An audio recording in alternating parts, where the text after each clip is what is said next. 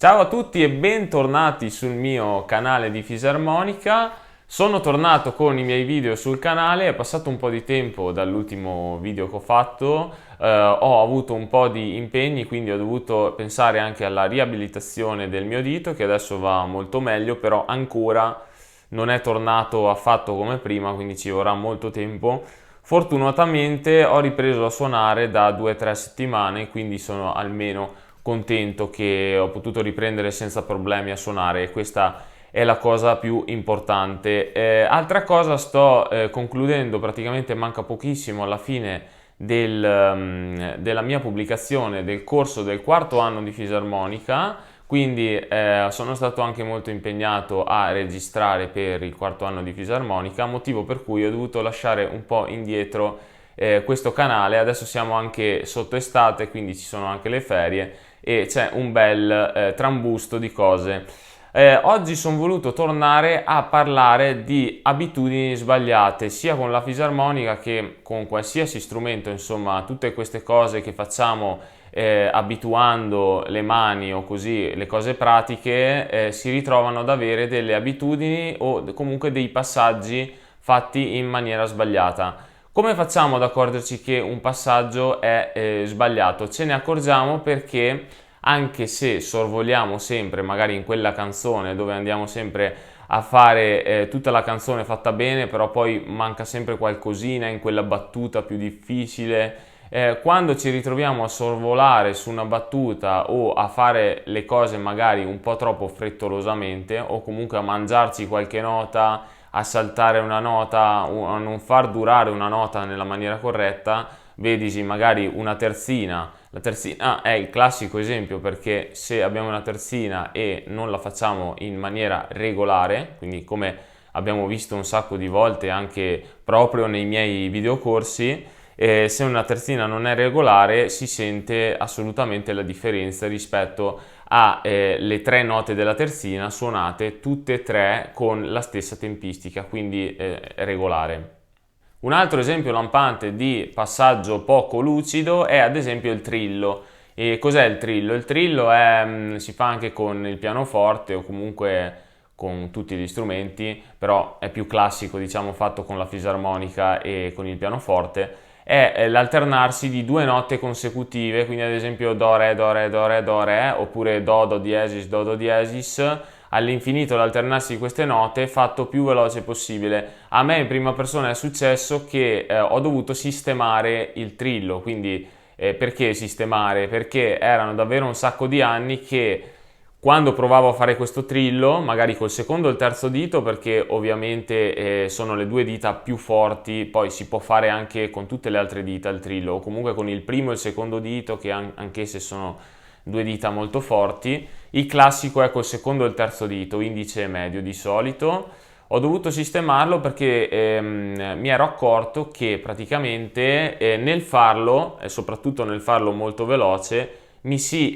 incagliava il secondo dito, quindi praticamente il secondo dito rimaneva fermo, rimaneva incagliato e il terzo dito saltellava, quindi invece che saltellare tutte e due in alternanza, uno solo saltellava, quindi il dito medio, e il dito indice invece rimaneva fermo. E questa è una cosa che mi portavo avanti davvero da un sacco di tempo. E quindi dai principi, quando avevo cominciato a fare le prime canzoni con il trillo, perché magari era un abbellimento o era una canzone che richiedeva il trillo, e ho voluto sempre farlo velocemente senza mai curarmene, quindi trascurarlo parecchio, e sono arrivato a doverlo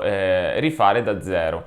Cosa dobbiamo fare per sistemare queste situazioni? Quindi quando abbiamo delle abitudini sbagliate o comunque facciamo un passaggio davvero in maniera poco pulita e lo vogliamo sistemare, dobbiamo armarci di pazienza. Sicuro è che una cosa che bisogna sistemare impiegherà più tempo rispetto che a impararla da zero. Questo purtroppo è una cattiva notizia perché significa che qualcuno che ci si mette a farla per la prima volta, ad esempio prendiamo qualcuno che non ha mai fatto una terzina in vita sua,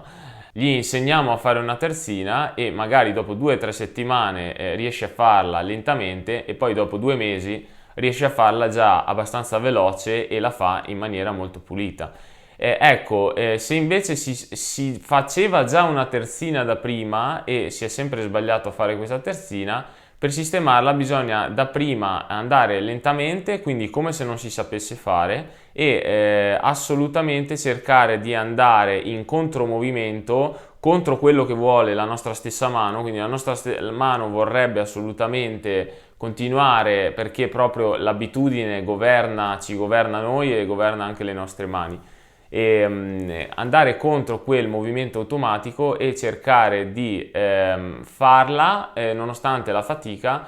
il più giusto possibile, il più regolare possibile. È la stessa cosa che ho dovuto fare io quando ho dovuto sistemare il trillo, quindi sono partito molto lento, ad esempio sono partito, mi ricordo, a 60 di metronomo, facendo, mi pare, se non sbaglio, 4 note, adesso non me lo ricordo, comunque mi pare 4 note a battito, e pian pianino ho ripreso a fare il trillo con entrambe le dita, ho cercato di dare la forza a tutte e due le dita, quindi farlo in maniera decisa, spingere ovviamente il tasto fino alla fine, come abbiamo visto anche sul mio video, se lo volete vedere, è quello di spingere i tasti fino alla fine, importantissimo perché vi dà una netta sicurezza e padronanza dello strumento senza il quale non si potrebbe fare a meno. E poi sono salito,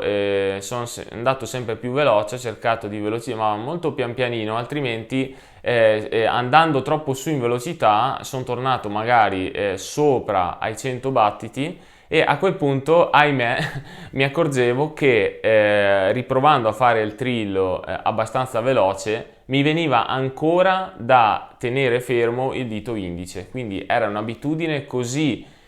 tanto fossilizzata negli anni che praticamente era diventata quasi impossibile da sradicare. Eppure salendo proprio per gradi pian pianino, lasciando spazio alla nuova abitudine, quindi cercando di togliere la vecchia e lasciare spazio alla nuova, sono riuscito a sistemare il trillo. Questo per dire che quindi l'argomento di questo video, che è il passaggio ha preso malamente l'abitudine sbagliata, è una cosa che va assolutamente vista, quindi dapprima saputa riconoscere, e poi una volta riconosciuta, se ovviamente si decide di voler sistemare tale passaggio, perché ovviamente nessuno è obbligato a voler risolvere i propri passaggi e abitudini sbagliate. Però se si vuole assolutamente sistemare, questo è il video che fa per voi, perché appunto le cose da fare sono esattamente queste, quindi bisogna armarsi di pazienza e di tempo, non bisogna avere aspettative ovviamente, e cercare molto lentamente di riprendere questa abitudine sbagliata, questo passaggio sbagliato. Adesso facciamo alcuni esempi prima di terminare il video. Facciamo alcuni esempi di passaggi sbagliati, abitudini sbagliate. Allora, la più classica è usare una diteggiatura invece che un'altra,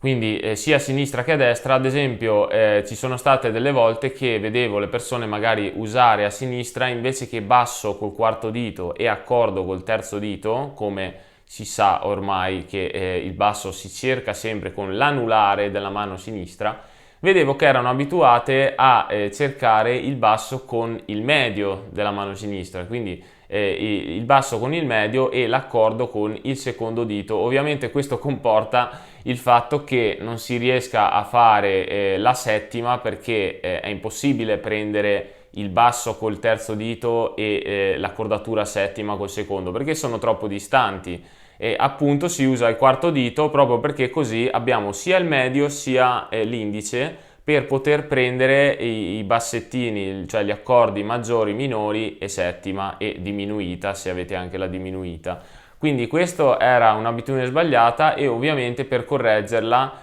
ci è voluto un po' di tempo, neanche troppo tempo, perché comunque si tratta solo di spostare un dito, quindi si riesce abbastanza in fretta a sovrascrivere, se vogliamo, l'abitudine sbagliata con un'abitudine più corretta del quarto dito. Mentre un'altra abitudine sbagliata, che questa è invece molto più grave, che è probabilmente anche molto difficile da sistemare, è quella del mantice. E il mantice, se non si è mai avuta un'educazione sul mantice, che quindi non si sono mai studiate magari un tot di battute, 2-4 battute in apertura, 4 in chiusura, quindi se non abbiamo un mantice regolare, sia magari sugli esercizi che anche sulle canzoni più facile che magari rimanga un po' più irregolare il mantice. È facile che sia molto difficile da sistemare. Io stesso molte canzoni che magari ho imparato anni e anni fa, ormai le ho focalizzate su un mantice magari sbagliato, perché purtroppo in quegli anni non badavo molto al mantice, e quindi se quelle canzoni, sembra incredibile, ma se non si vanno a recuperare con un mantice giusto, le faremo sempre col mantice sbagliato, perché ormai abbiamo l'abitudine di aprire magari fino a quella battuta, poi chiudere fino a quello stop, fino a quel basso di sol settima magari, e poi ci ritroviamo a riaprire. L'abitudine è una cosa incredibile, spaventosa. Altri esempi possono essere i passaggi che citavo prima, come il trillo o la terzina. Sono molto classici perché vedono note ripetute, quindi sulle ripetute è facile cascarci dentro, quindi andare a tenere fermo un dito o andare a